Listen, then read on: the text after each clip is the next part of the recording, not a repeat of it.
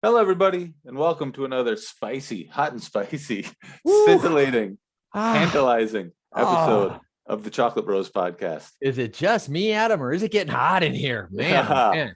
Let me lead right in here, bro, with a really provocative question. Oh my goodness, you're gonna get Yeah, provocative right off the bat? where do you stand? I'm sorry, let me not get into that. Wait, back it I, up.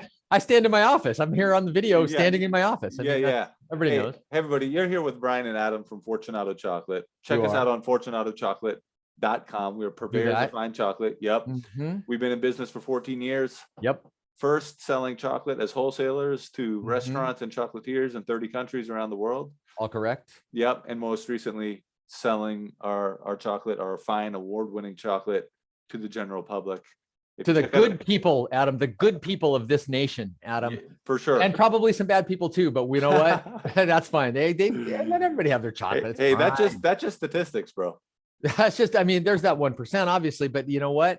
The 99% of people that eat our chocolate that are good people, I say a hearty hello to you folks and welcome to this podcast. And thank you so much. But no, seriously, we are so appreciative of those people that like to buy our chocolate, like to eat our chocolate, like to come into the store and get the stuff, that like to listen to this podcast and hear us go on and on about stuff that maybe isn't even all that interesting to them, but they're digging our vibe and we love their vibe and we're appreciative. And we want to say thanks to everybody and everything at all times, everywhere. Yeah, you're really selling this podcast, bro. Yeah, for all you 5 people who tune in and hear what we have to say, even though you're not really interested. Even though it's not that good and we kind of suck and what we say is not pertinent to you, but still, thank you guys. Yeah. Thanks, everybody. No, here's how when I used to sell chocolate to restaurants, I used to go, hey, you're probably not gonna like this chocolate very much. We're gonna dig our vibe. Yeah, there's nothing in sales quite like bagging on the product, but you're gonna love doing business with us. I want to get you into this car today. Now, granted, it's not a great car. It's the mileage is poor. The steering, it's so. Safety wise, I wouldn't put my kids in it, but let me tell you something. I mean, you got to think. You and me got a thing going on here right here. So let's do this. Let's do this deal. Yeah, I'm gonna call you up every so often. You're gonna dig my vibe. Yeah. Nothing sells chocolate like vibes, Adam. Oh yeah. Everybody knows it. Yeah. Everybody knows it. So here's the provocative question, bro. Provoke away. I know you like spicy food. You're a spicy food person. I like that spicy. Yes. Do you like spicy chocolate? I've had spicy chocolate. I have had spicy chocolate that I enjoyed and spicy chocolate that I didn't enjoy. It's all about the balance. So savory and spicy is one thing. Sweet and spicy is another thing. I find that savory allows for a lot more spice, whereas sweet allows for a lot less spice. I first tried sweet and spicy, as I recall, in Thailand, where they have a chili pepper and sugar dip. And so you can buy like fresh cut fruit, like from stands on the road, and they give you a little bag of this sugar and chili like powder mix, and you dip the fruit in it. And specifically like crunchy green mango, a species of mango that we don't have here, variety of mango that you don't see in North America. And it was great. It was in the right mix, but and then to move that on to chocolate, I've had chocolate, there are chocolates that incorporate spicy products. I've had some that I didn't care for. I thought they were gimmicky or just going for the spice, but then I've had some that were really good, where the flavor of the chocolate really matched up well and accentuated the subtle spiciness, a spiciness that comes along and kind of brings you with it. Most notably, my favorite spicy chocolate that I've tried was in Saigon, now known as Ho Chi Minh City, at the retail store of Peru chocolate. Those Guy now, unfortunately, one of the founding partners of Peru has passed, and we miss him. But those guys gave me a bar of one of their chocolates that had Vietnamese. I want to say it was a mix of black pepper and red chilies. And it was great. The chocolate was up front, and then that spicy note kind of built, and then you started to feel it, and it all meshed and blended very well together. So the answer is yes, I've had some that I like, and it can work. What about you? Have you ever tried it? Have you liked it? You don't like spicy food like I do. So I generally don't like spicy food as much as you do. And I think you just touched on something, which would be my take on it. But to give a little context, there's a Pakistani place here in town. Have you ever been to Naan and Curry? Yes, I have been to Naan and Curry. Great food. Great food. Now you go in there, and they have no spice levels. You know, sometimes you go into an Asian restaurant and they'll give you like 1-star, 2-star like this. Right, a Renji where we had lunch a month ago or so. They have that. Yeah. But at Naan Curry, it just is what it is. Yes. Because they've got a recipe, and the recipe calls the flavor of the dish calls for a certain level of spice. Right. Now, I have been the wuss American guy in an Asian restaurant who took a 1-star or 2-star spice. That's and very it doesn't disappointing. Very disappointing, Adam. and it doesn't taste like what it's supposed to taste like, because the chili or the pepper is, in addition to the heat, it has the fundamental ingredient. It has the flavor that defines what the dish is supposed to take like. And by the way, we both have Peruvian wives, and Peruvian cuisine is not spicy, but uses a lot of chilies for their flavor. For the flavor, so right. The food that we eat a lot actually is a hallmark of just what you're saying. So that being said, I do not like novelty bars that are just, hey, we're putting ghost pepper in it, right, to blow your mind with spice. But it's sort of secondary to what they're trying to do with the chocolate. Yes. I don't go in for that type of thing. I do not. It's a cheap trick, and it doesn't ever really taste that good. Yeah, and I really don't like spice just for the sake of spice, which there are some folks out there who are just spice fanatics. Yes. And they like it as spicy as it can be, just for whatever reason, because they're spice fanatics. So I only like a chocolate bar with some spice in it if I feel like the flavoring of the chili that they're using is for some flavor purpose and not just to be a novelty. Heartily agree. And that was what was so great about that Maru bar. It was a mix. So Vietnam is a big producer of black pepper, and the black pepper, well, you know, you've had that fresh cracked black pepper. It had that fresh cracked, love it, black pepper, just a little bit, just a squishy of that. Just a that's a Vietnamese term. That's a Vietnamese term, just a squishy. Squishy, sitting around talking to Vietnamese farmers is interesting. I did a little bit of it, and I felt like I was getting yelled at a lot, but it's just the rhythm and the pace and the tonality of their language. A lot of times I felt like I was getting yelled at, and then the interpreter was like, "Oh, he really likes your hat." But I don't speak Vietnamese. No, like he really loves it. That's why the it's just it's an aggressively delivered language. Oh, well, I remember when I was a teenager, I used to work at Chuck E. Cheese. I wore the mouse costume and all that. Don't judge, bro. I know you used to work at Kentucky Fried Chicken. I did. Yeah, I did. And I remember that the owner of that franchise of Chuck E. Cheese was a Saudi guy. He's a Saudi guy, and his family used to come in and visit him. And to hear those guys speaking Arabic, that is another really passionate language, man. Those guys really bark it out. Yeah, I'd rate German in that group too. It barks. You know, they just bark it. Yeah, a lot of aggressive sounds. I remember seeing some pictures of your trip to Vietnam, and one thing I liked about one of those farmers is he's just standing on his cacao farm with these beautiful purple pods, and I know that really good chocolate was made out of it, because I think you were there for the Heirloom Cacao preservation. That's right, HCP. Trip. So there's this cacao that has been designated heirloom, like it's a delicious cacao growing there in Vietnam, and the dude's just hanging out smoking a cigarette right next to his cacao tree. People in Vietnam smoke cigarettes, man. Vietnam is one of those countries where heavy smoking still permitted and not looked askance upon. And I remember one of the things that struck me as interesting when I first came to Peru was people would still hang out and smoke cigarettes in restaurants. I wonder if that's still happening to this day in Peru. No, they've got a national law that prohibits that now. Okay, so just whatever, 15 years ago or something, people were still widely smoking cigarettes. And that was something I liked about Peru. I don't smoke, but at that time in my life, I did enjoy having maybe 5 cigarettes a week or something. I didn't mind having a cigarette once in a while. Right. And there was something I liked about sitting at lunch and having a cigarette. But is it taboo to even say that now? Is it a faux pas to admit that? I am going to have to report you to the compliance authorities, Adam. You clearly are non-compliant in terms of your thinking about this important issue. Yeah, I know it's not healthy, but people do a lot of stuff that's not healthy in moderation just because it's enjoyable.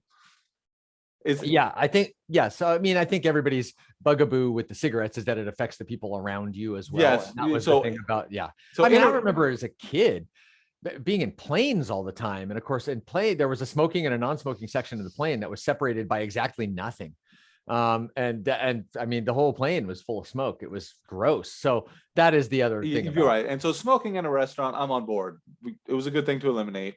One other thing I remember is there was this guy we did business with. What was the young guy's name who worked for, was it FISAC? Was that the name of the company we were doing business with? FISAC was a company that we did business with in Peru. Who was the young guy who was the administrator of that? Oh, the people, this is really relevant for the people listening, by the way. Yeah, boy, they're really going to get down on this. Anyhow, it doesn't matter what his name was. He was the young guy who was. I know you're talking about. I can't remember his name. Yeah. And I used to go over to his office. And since I was an American guy, he always wanted to make me sit down and want to talk to me about stuff, about America. Right. And he had this tiny little office with this cheap desk, no window. And he would close that door and he would just light up and he would want me to smoke a cigarette with him. And we would just sit in this tiny little office and just hotbox it with tobacco smoke. And I was just over there to get him to just give me one signature on a piece of paper. That's why I was showing up. Okay, I just need you to sign this. And then he would always make me sit for 45 minutes and sit in a smoke-filled room while he asked me about America. So good times. That's good stuff. Yeah, I remember that guy. I hung out a lot with him. I wish I could remember his name. He was a good dude. Yeah. I believe I'm a Facebook friend with him. I haven't seen a post by him in a long time, but I could look him up. But yeah, good guy. I hung out a lot with him during those years of working in Yanacocha, and he was a good guy. Took care of me back then. All right. So we're gonna get into what you don't know is I said, hey, look, I want to play a little joke on my brother. Every time he comes over here, I want you to hotbox this dude. 45 minutes in the chamber, my friend. Don't let him go. Make him sit down and make him smoke the equivalent of 14 Peruvian cigarettes while he's there. Hey man, that plan worked to perfection because he did it. He did what you told him to do. The other thing that I remember, maybe I've already mentioned this on a podcast, but it's a funny story. When I first went to Peru, I worked as an auto mechanic. That's correct. And the one thing I always remember is those along the lines of people wanting to grill you about what America's like. Yeah. One thing that was always wildly fascinating to the other auto mechanics, because they had never spoken to an American before ever. Right. Yeah. And they really, at lunchtime, everybody would go home, and I wasn't used to going home for lunch. Yeah. And I would always ask them, like, why do you guys go take a 2-hour lunch break? Like, what do you do? Do you just sit around, or like, why do you just eat here? And they'd go, this is not how we do it. And they would ask me, what do you eat for lunch? And I told them, sandwiches. And that just blew their mind. They're like, sandwiches? Why are you eating a sandwich at all? But more specifically, why would you eat a sandwich for lunch? That's so dumb. This is ironic because Peru has some great sandwiches. Cajamarca specifically has the best market sandwiches of any place I ever went in Peru. Yeah. And but it's a throwaway for them. It's not a big deal. I know it doesn't make sense to me because, as you know, I'm a bit of a sandwich aficionado. Hey, you're a huge sandwich guy. I'm a sandwich guy. You make a great sandwich. I make a good sandwich. I mean, I've figured out the secret to the sandwich, which is, I mean, if you want to have salad, if you want to have lettuce and stuff in your salad, that's great. But on a sandwich, you need a little crunch, baby. You got to counteract that soft bread, that soft cheese, that soft meat. Put some cabbage on there, not the lettuce, Adam, not the spinach. That's fine too. Get some cabbage on there. It gives it the crunch. It gives it that veggie intensity. Get a little carrot, a little julienne carrot. Dude, come on. It's not a secret anymore, bro. The secret's out there now. Roast beef, horseradish, cabbage, a little bit of julienne carrot on a thick, nutty wheat bread. Oh, hey, come on. Some pepper jack up on there. There's been a couple of times when our families have gone out and you made the sandwiches for the whole crew. That's right. And I'm not going to lie to you. I was pretty excited for lunchtime to come around so we could eat sandwiches because I knew I know you make a good sandwich. But the auto mechanics in Peru aren't trying to hear that at all. They're not buying into sandwiches. And so by the way, my Peruvian family, my wife's family in Peru were always agog at the quantity of sandwiches that I ate, and they didn't understand that I wasn't settling. I love sandwiches. I just want to put this out there for the folks that may be listening, that may be wondering what I was referring to. The best sandwich in Peru is called a butifarra. And this has a kind of a French bread, like a roll with a very crispy outside and a nice chewy inside. And then they used thin sliced ham and what they call salsa criolla, which is thin sliced onions marinated with chilies and lime juice. And they'll put some lettuce, a little mayonnaise, some salsa or the marinated onion salad, and thin sliced ham on there, and then sometimes cheese.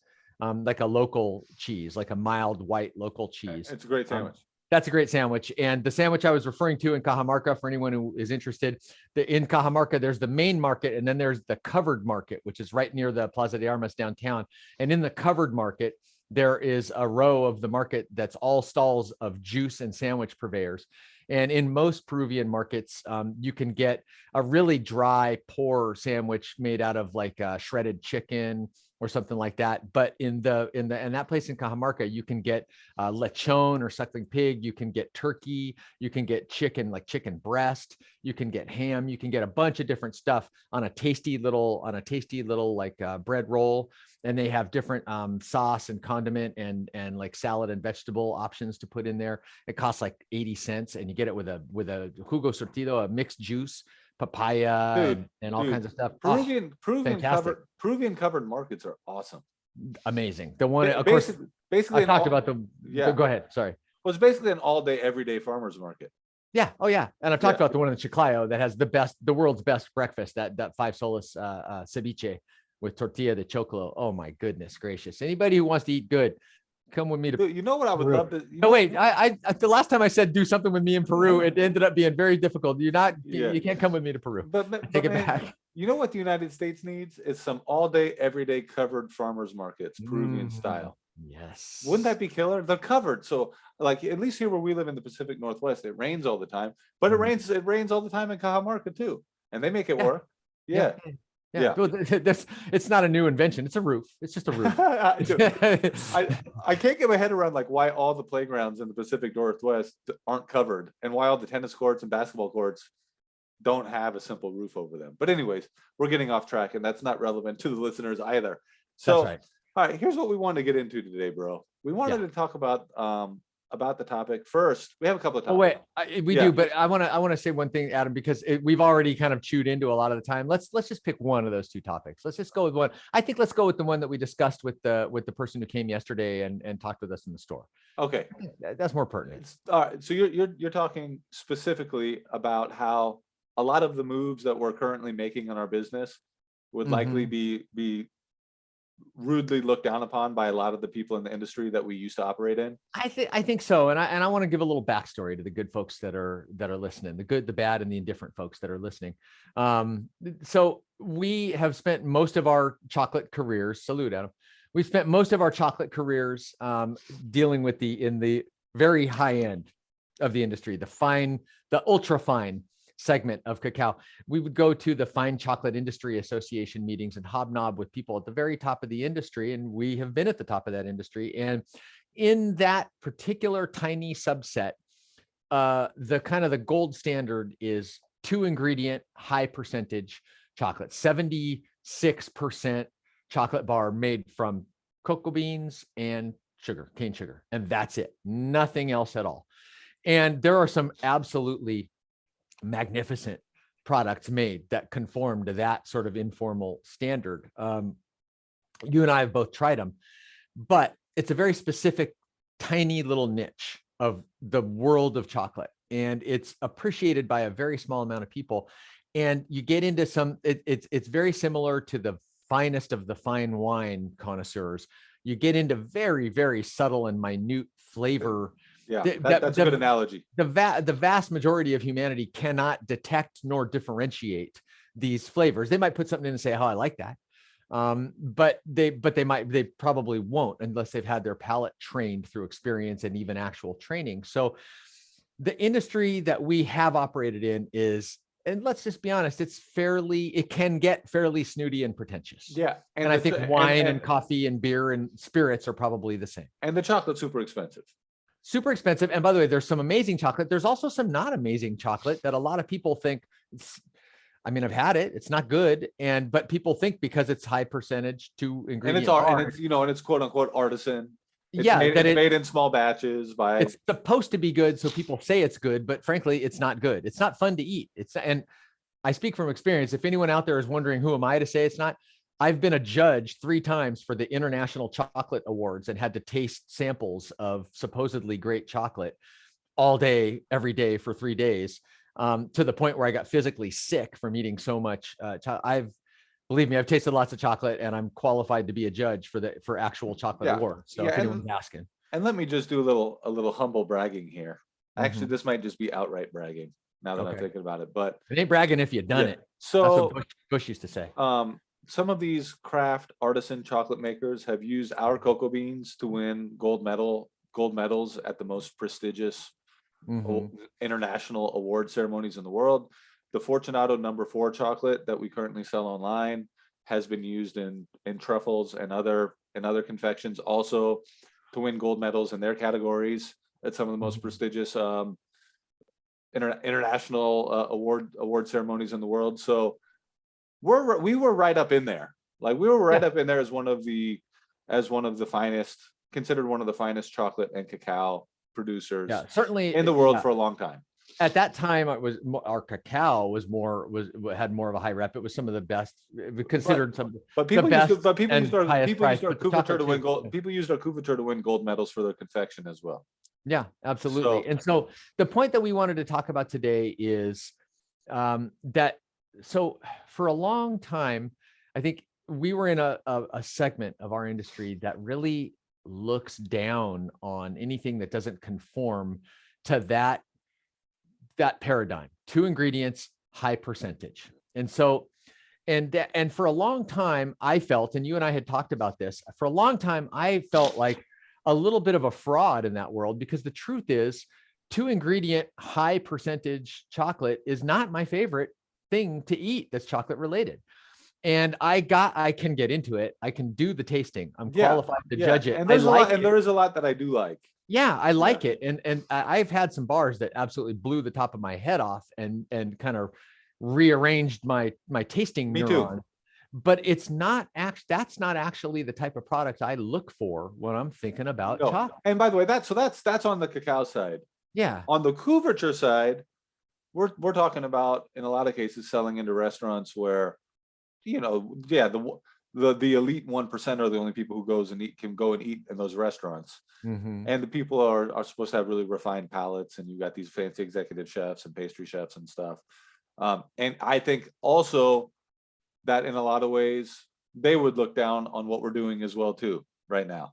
So I think chefs have a much bigger diversity of opinion about a lot of chefs that I have known are quite down with the fancy stuff and the simple stuff. I agree. But I think the preparation, I do think that the preparation that they're accustomed to in their restaurants, and the way that we were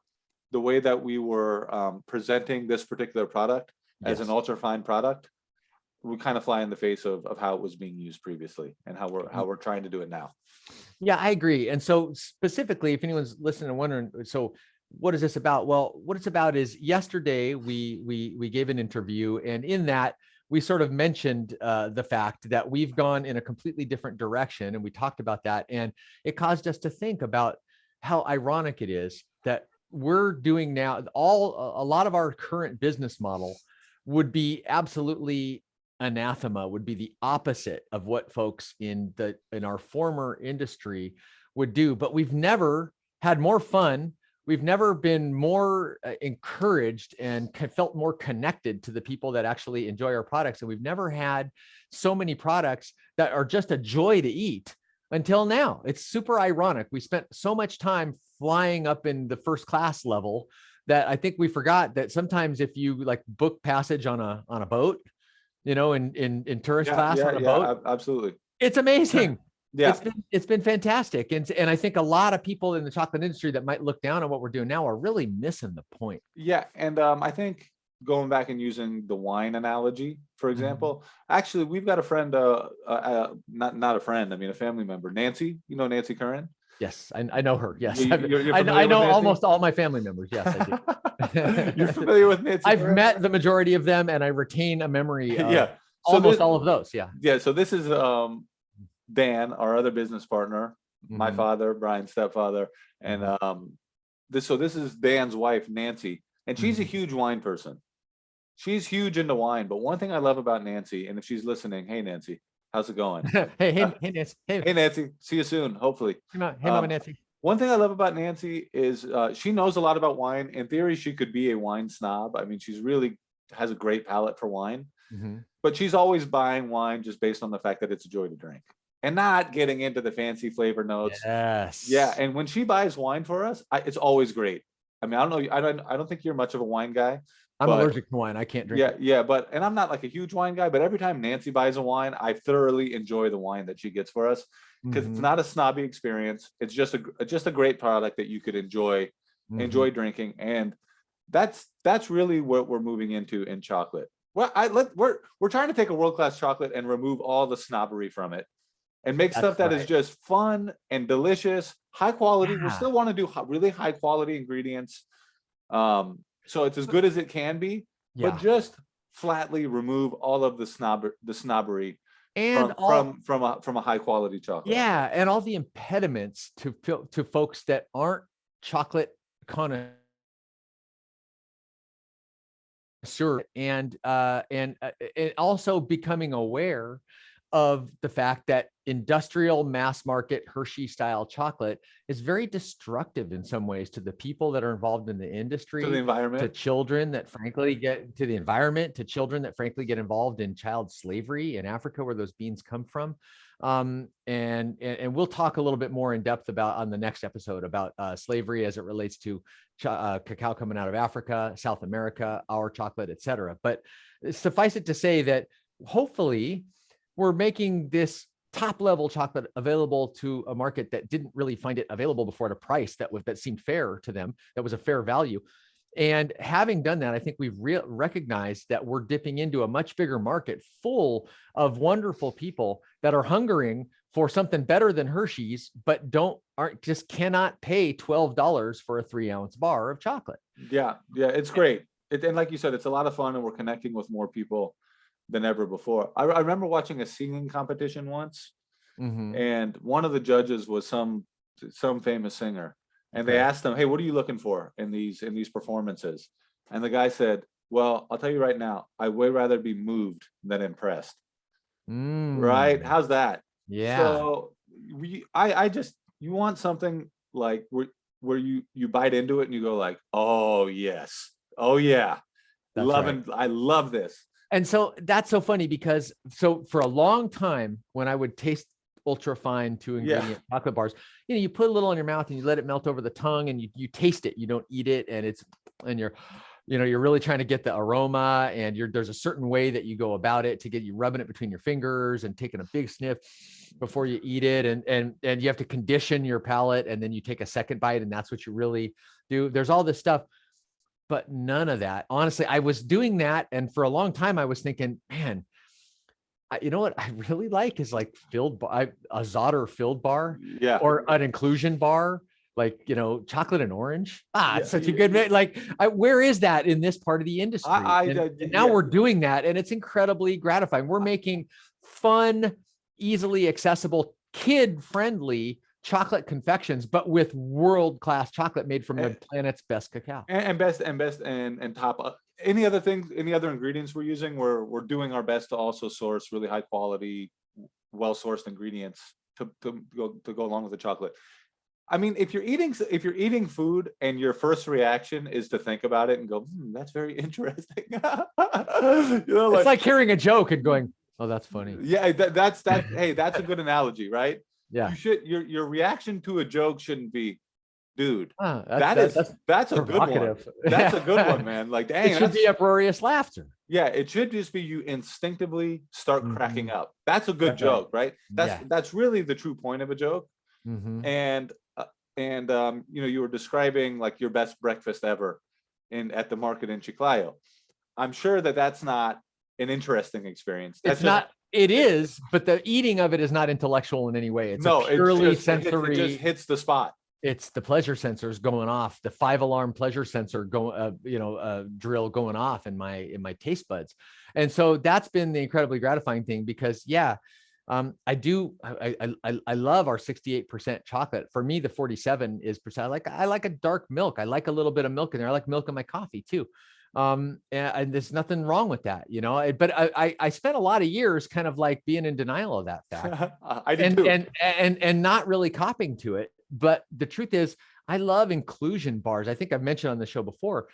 that one of my favorite, possibly my favorite thing that I've ever had, and it was made with our beans, but it didn't have to be, was the chai bar made by the Chocolate Tree in Edinburgh, Scotland, with those crunchy sugar crystals and the amazing chai mixture that Freddie put together for that. And the way it all melded and blended together with that amazing flavor and texture. And that's that's an inclusion bar with a bunch of different stuff and not a really outlandishly high cacao percentage, but it was so good. It tasted so good. That's all that mattered to me. And I would argue that it takes a lot of thoughtfulness to blur a line between a kid and and a serious foodie. Right. So what's if you could create a food where a kid loves it and a kid can just go like, this is yummy, this is so good, and they'll actually eat it. And also a foodie, like a serious food person will eat it and go like, this is well done. Yep. That's a pretty hard range to cover. That really is. That's kind of a razor's edge, like calculus right there. And you mentioned something interesting too. So all the years we've been making our flagship 68% chocolate, my wife loves it. I love it. You love it. But my daughter, and now I have two, now I have a son who came along after the project was well started. They didn't love the 68. I mean, it's okay. It's chocolate. It's good chocolate, but it just wasn't sweet enough for them. Yep. And so until I started making, I made some milk chocolate in Peru one time using our couverture as the basis of it. Really well done. Yeah. Those came out really nice. I made like 36, 52. I made a 60, a 52, a 42, maybe, and a 36 or a 30, like very sweet and milky, sweeter than anything we sell now. And boy, the kids just love that milk. And one of the most thrilling things about what's going on now with our store and all the different confection stuff that you and Javier are working through is I've got some stuff that my kids are clamoring for. They're asking me every time they get in the car, can we go by the chocolate store? They still want to get that 36% milk, or 47% in the case of me and my daughter, but they want to get those chocolate covered almonds. They want to get those s'mores. Yeah. They want the s'mores, the chocolate dates. Oh my goodness. All that stuff because it's so good to eat. So, bro, for your family, Javier made some turtles. You might want to go in there and grab a bag of turtles. I saw those. I'm not clear on what is a turtle. I'm not clear on what a turtle is. It's pecans with caramel and then enrobed in dark chocolate. Could you said the magic word? I was like, pecans, chocolate, caramel. Oh. Are you not a pecan? You're not a pecan person? I'm not the world's biggest pecan fan. If you're talking about nuts, so here once again, I'm not a fancy guy. I'm a cashew guy. I like the cashew. Oh, we got to do something with cashews. All right, we got to do something with cashew. That's my favorite nut. I got to remember to talk to Javier about that. So we can that is my favorite nut. So we can do something with cashews. Yeah. So you mentioned s'mores, and I wrote an email to our customer base not long ago. I have now what I would call an unhealthy obsession with our s'mores. That's funny because I was thinking healthy obsession, but you just went right to the unhealthy. I can't get them out of my mind. I can't focus. I can't stop thinking about them. Have you been a s'more guy up to now? Is this a product that I've never heard you mention it, never known you to make them, never. I didn't even know that they were a thing I would like until Javier made the first batch of s'mores. And the graham cracker that he used, I wasn't that crazy about, but I could see the potential. So we went and got some better graham crackers. And I don't know, man. I just think that these particular s'mores are they're just a thing of perfection. And yes, they're a thing of beauty. To me, it's funny to think of a s'more as beautiful. I realize that sounds pretty corny and kind of lame, but I don't know, man. I think they're perfect. It's funny because I've never been a big s'more fan. I've made them and had them around campfire. Yeah, I have too, but they never really. They don't come out. They're burnt and charred, and the chocolate melts and squishes out, and But if you can, so the logistics of the s'more were always the hard part for me. Absolutely, yeah. And also, and it's so sweet because it's got a really sweet marshmallow and a really sickly sweet gross chocolate, and you're using, like you say, not a great graham cracker, but if you got a good graham cracker, an organic vegan marshmallow that's a little bit that's got a different flavor. It's a better flavor. Yeah, it's not because it's organic and vegan, but it's not sweet. Exactly. Yeah, Doesn't have we just chose a good premium marshmallow. That's right. And I never knew. Who knew? I didn't Yeah. know there was such a thing, but there is such a thing, and it We- makes a difference. And having the chocolate on the outside, the chocolate on the outside, Adam, it's a that's brilliant. what makes it. It's, I I'm know. telling you, who knew? Who If you know- knew? you know, it's like a little snack cake, right? But what? And look, like we were just talking about, we used to inhabit a part of the fine chocolate industry Mhm. that was highbrow. So I know when something is good and sophisticated. I'm familiar with it. Um, and to take a s'more and make it kind of sophisticated, like that is not a cheap, straightforward flavor that you get when you bite into that s'more. That is a legitimately sophisticated, complex, Mhm. delicious bite of chocolate that should be satisfying to even somebody with a pretty good palate. Am I We wrong gotta about get, that? no, you're absolutely right. And we got to get some other flavors in there. We've got to get some, we could do like infused s'mores, cinnamon s'mores. There's all kind of ways we can go with it, So Adam. it's Boy, oh it's boy. it's a yeah, that reminds me of the Seinfeld episode when they're going to get a babka. Yeah, yeah, cinnamon or chocolate. Yeah, Yeah, you cinnamon babkas take a back seat to no babka, and a yeah. cinnamon s'more takes a back seat to no s'more. Well, but the point is, you're right. There's a million ways to go just with s'mores, and I agree with you. It never really entered my mind, but you're right. This is not the kind of thing that would go over well. But here's the other thing. Take some companies. It's a function of being in the retail world, and it's a function of selling direct to the public.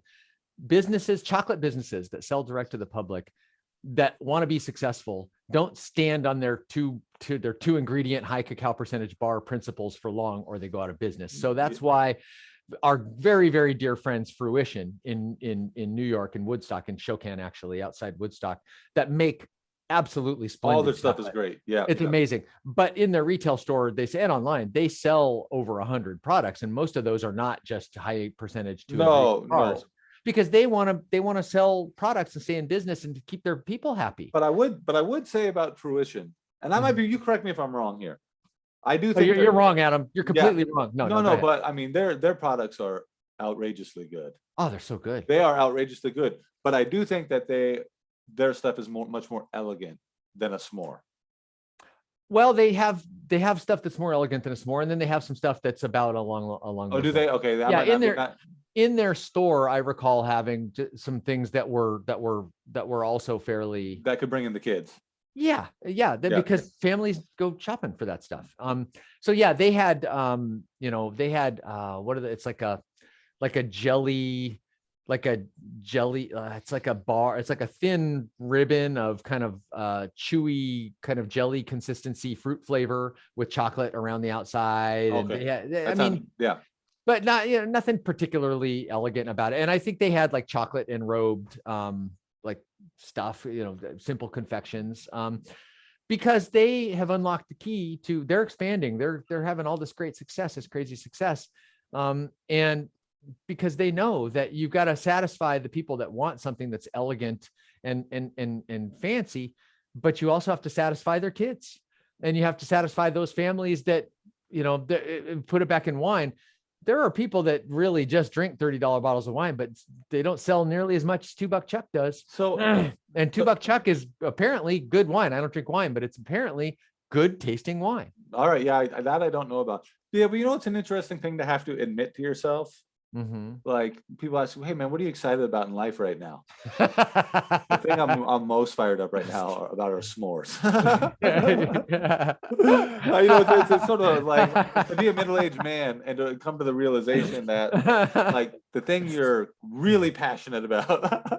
It's all culminated in a sick s'more obsession, Adam. Yeah, like when I go to the shop, like the main thing on my mind is how do we get this set up to be able to make more s'mores? Like that's what I care most about. Really, that's right. Your son was over here in the office yesterday telling me a sore throat. He felt like his shoulder hurt. But I recall you saying, "That's enough, Isaiah.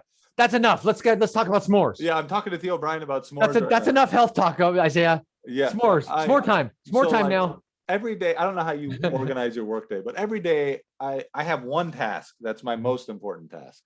I have a lot of administrative tasks, but I got one where it's like, no matter what I do today, that one for sure is my priority. And almost every day for the last few weeks, my number one task is let's get this s'more train out of the station. Which this is so ironic because I recall at the last office, maybe this was maybe a couple of years ago before we started selling chocolate to the public, when we had, I think I had some chocolate from another maker or something, or I had something that had a slight sugar percentage in it, like it had added sugar. Yeah. And we're in the chocolate business. And you were like, I don't need that. Well, I won't need anything. I won't need anything with any added sugar. I don't need anything that's processed like that. I only eat that. And now you're obsessing over s'mores. Well, so at that, we'll just be transparent. So at that point in my life, I had been, we've been in the chocolate business a long time. Mm-hmm. I've been eating a lot of chocolate. I was up probably 10 or 15 pounds at that point, which I have since lost. Mm-hmm. And that was an important, that was just like a detox phase to get myself back in shape, which I did, and I'm in good shape now. I'm at a good place weight wise, and I feel great physically, and I sleep enough and all that. You're trying to convince me or yourself, Adam? No, I am. I'm in good shape. So and now I'm able to do a lot of tinkering with s'mores in moderation, but my mind space is not moderated. Mm-hmm. I'm in an obsessive state of mind. So pretty much every day, like the main thing I want to make sure that I do is just touch on getting the s'more factory up and running, so we could put more s'mores out into the world. By the way, a lot of people are working on cancer. A lot of people are working on artificial intelligence, renewable energy. But I'm primarily interested in s'mores at this point. So I got it. Sorry, I'm just writing down a title for our new series that's coming up. You just titled the first episode, in my opinion, which Into the Unmoderated Mind Space. Oh, good. Yeah, nice. Yeah. You're talking about our animated series? The animated series that we're about to do, the s'more-based animated series that you came up with. I don't want to say you're obsessed, Adam, but you may actually be right. You are obsessed. You came up with the idea for a s'more-centric animated series. Yeah, we're breaking the news here on this episode of the Chocolate Bros podcast. Sometime soon, we'll be doing a cartoon, or maybe it's more like a claymation, and the lead characters are talking s'mores. If you thought my jingle was bad, wait till you see our cartoon. It's going to be funny, but I mean, it is an expression of how into s'mores I am right now. So it's funny because I am fairly obsessed with snowboarding, but I never came up with the idea of an animated snowboard web series for the two of us to do. I guess my obsession level just didn't get there. That's the difference between us, bro. When I get obsessed with something, you're on it. Yeah, I'm going multimedia. It's in my dreams. I'm abandoning my dietary principles. Like, it's all going out the window, bro. Oh, that's funny. Well, by the way, but I agree with you, and I'm gratified. And we should wrap this up. I do too. Yeah, I do too. I'm gratified to be selling. It's not highbrow or lowbrow. Selling delicious, fun, easy to eat products to fun, great people that want to enjoy them, and to families, and having products that are bringing kids into the store and priced right too. Yeah, and priced right. To me, that is a mark of distinction, and that is a badge of honor. And if anyone in much the same way that the snooty end of the chocolate spectrum would be looking down on us right now, I look down on them, Adam. Oh, you turn for their elitism and their snobbery. I'm turning the tables on them, Adam. I'm looking down on them for my righteous and lofty perch of anti-elitism, and I'm looking down on their elite snobbery. All right, I'm right there with you. Only while you're looking down at them, I'm daydreaming about s'mores. Actually, when you look down, all you see are little s'mores walking around from our lofty perch of righteousness. All you see are little s'mores walking around. Yeah, extras in our web series. That's it. So I'm up there on the perch with you. I'm with you there, bro. Like, in spirit, but while I'm looking down and sneering, you're like this, thinking about s'mores. Yeah, I'm like, man, we need to get a bigger melter so we can dunk more s'mores. That's right. Hey, why isn't this perch made of s'more? This perch should be a s'more. A s'more perch. That's what we need in the shop, bro. What about a s'more dispensing like machine? Can we get some kind of a s'more, an automatic? Yes. Yeah, like a soda machine, but for s'mores. And we'll put it up in the perch. Yes, and also place them in universities and other campuses around the world. That, well, hey, anything we can do to distribute s'mores, obviously I'm on board with that. So yeah. S'more in a tube. For some way, can we get a squeezable s'more tube? Is that a thing? Is it still a s'more if you do that? Let's redefine s'more. I mean, is it? Whoa. Easy does it. I'm talking molecular gastronomy here, Adam. Let's make a s'more foam. You're taking us back into the elitism, bro. Easy does it. You're right. Go ahead and hit us with the Fortunato. Oh, everybody, don't forget to check us out at fortunatochocolate.com. That's right. Update on the 68. So we've got some 68% coming in. It's going to be here shortly. Everybody that's asking about it, that sent us emails, that is asking to be put on the notified list. Is it going to be here shortly? Do you know when it's going to be here? I think it's supposed to be here relatively shortly. Let me see if there's an update on that may have come in sort of while we're speaking. The tracking. I think it's going to be this coming week. Yeah, okay. I think based on like next week. Yeah, I think that the week of this coming week, the week of Monday, the 20th, I believe by midweek we're going to be shipping. All right, that's great news, man.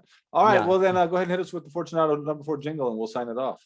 Absolutely. It's been my pleasure. Everybody come on by the store in Issaquah. Go to fortunatochocolate.com. Come look us up, listen to the podcast, send us an email, send us a carrier pigeon. Smoke signals will work too, but we'd love to hear from you. And thank you all so much for your business and for listening and just for digging our vibe. And having said that, I just want to say this. Fortunato, yum! All right, buddy. We'll check you later. Bye. Bye.